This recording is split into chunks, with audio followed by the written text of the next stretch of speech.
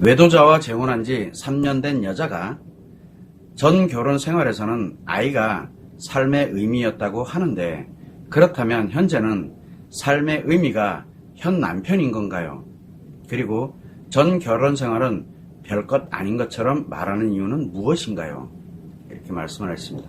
자, 일단은 이 외도자라고 얘기했는데, 외도한 대상과 각자 이혼을 했던 외도한 대상이 이혼을 하고 이제 재혼한 지 3년 됐습니다. 일단은 가장 중요한 건 전 남편이 외상 트라우마가 있었는지 없었는지는 모르겠지만, 일단 기본은 관계 중독이 기본입니다. 이때 만약에 지금 재혼한 이 여성이 자기 자신이 관계 중독이 아니더라도 그렇게 만나서 재혼한 그 남성이 있는데, 대상이 있습니다. 그 남성이 중증 심리장애인 관계 중독 또는 분노장애를 갖고 있는, 즉 관계 중독이 매우 악화되어 있는 남성이라면 이유 여하를 막론하고 무조건 관계 중독이 발생합니다.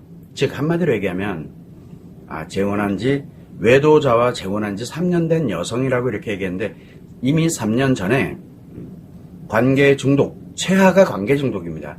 이미 발생되어 있는 상태입니다.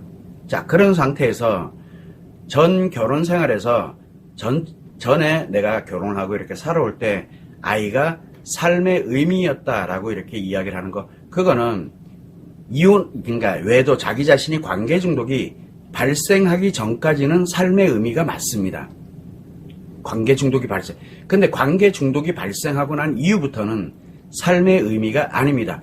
버린 겁니다. 아이들을 심리적으로 버린 거예요. 즉, 내가 외도를 하고 있다, 관계 중독이 발생됐다, 그렇게 되면 일단은 아이들은 버린 겁니다. 거기에는 어떠한 것도 없어요. 그냥 아이들일 뿐이에요. 그래서 그때는 결혼 생활을 하는 동안에는 그 아이들이 삶의 의미였는데, 나에게 이 여성에게 관계 중독이 발생하는 순간부터는 삶의 의미가 아닙니다. 내 필요할 때만 아이고, 내 필요 없으면, 내가 필요하지 않다 생각하면 아이가 있는지 없는지도 모릅니다. 그 정도로 변화가 되는 게 바로 관계 중독입니다. 그래서 이 관계 중독은 인간관계를 파괴하는 심리 질병이라고 얘기를 하는 겁니다. 인간관계 이미 파괴시켰어요.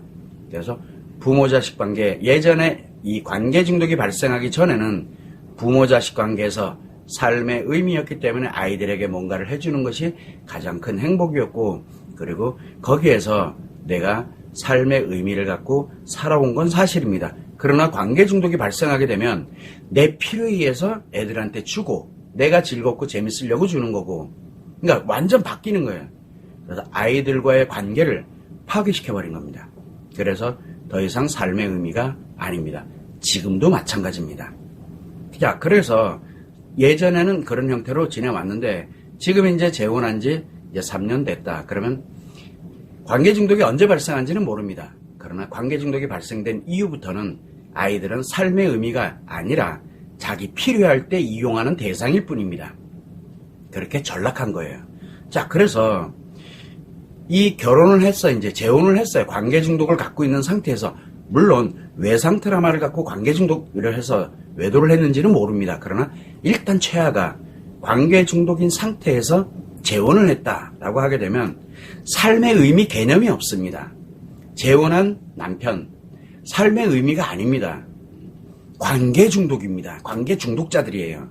그뿐이에요. 그 이상도 그 이하도 없습니다. 사랑도 없고, 그 다음에 행복이라는 개념도 없고, 그리고 삶의 의미가 없습니다. 그냥 없어요. 그래서 지금 현재 삶의 의미가 현재 남편이냐? 아닙니다. 현재 남편도 삶의 의미가 아닙니다. 그리고 이 아내에게는, 재혼한 아내에게는 삶의 의미라는 개념이 아예 없습니다. 관계 중독입니다. 그냥 점점 악화되면서 살아가고 있는 것 뿐입니다. 자, 그러면 지금 현재 있는 남편도 삶의 의미가 아니야. 그래서 삶의 의미라는 개념 자체가 없어져 버린 거예요. 그리고 전 결혼 생활은 별게 아닙니다.